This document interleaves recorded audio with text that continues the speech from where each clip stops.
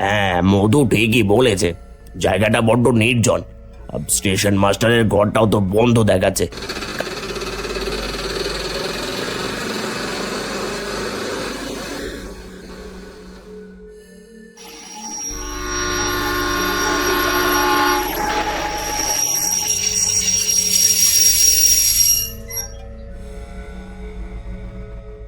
নমস্কার, আমি বঙ্কিম। লোকে বঙ্কিম বাবুই ডাকে ভালোবেসে। বয়সটা এই 40-এর ঘরে পা দিয়েছে। মাথার সামনের দিকটায় প্রকৃতির নিয়মে একটু উন্মুক্ততা এসেছে বটে। তবে শুভান্নুধায়ীরা বলেন দেখতে নাকি এখনো মন্দ নই।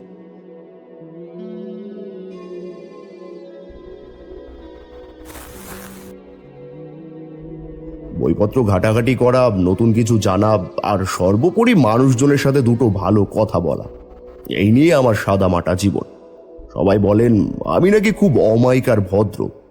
আসলে মানুষকে ভালোবাসলে বোধহয় ভালোবাসা ফেরত পাওয়া যায়, এইটুকু আমার উপলব্ধি।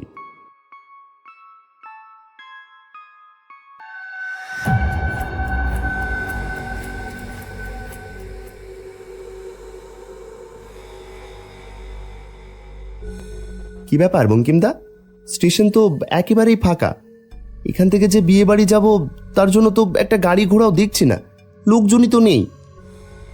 হ্যাঁ, মধু ঠিকই বলেছে। জায়গাটা বড্ড নির্জন। স্টেশন মাস্টারের ঘরটাও তো বন্ধ দেখাচ্ছে।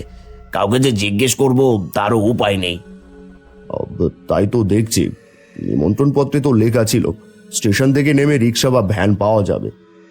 হয়তো আজ হাটবার নয়, তাই লোকজন কম। আমার এই দুই মামাতো ভাইকে নিয়েই বেরিয়েছি। এই যে রতন আর ও হলো মধু।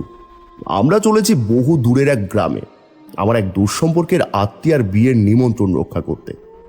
সত্যি বলতে ওদিকে এর আগে আমাদের কেউই যায়নি, তাই পথঘাট মানুষজন সবই আমাদের কাছে সম্পূর্ণ নতুন। যখন কোনো উপায় দেখছি না তখন আর অপেক্ষা করে লাভ নেই, হাঁটাপথে রওনা দিতে হবে। গ্রামের নামটা তো জানি, জিজ্ঞেস করতে করতে ঠিক পৌঁছে যাব। কি বলিস তোরা? হ্যাঁ বঙ্কিমদা, সেটাই ভালো। রাত বাড়ছে আর আকাশটাও ভালো ঠেকছে না।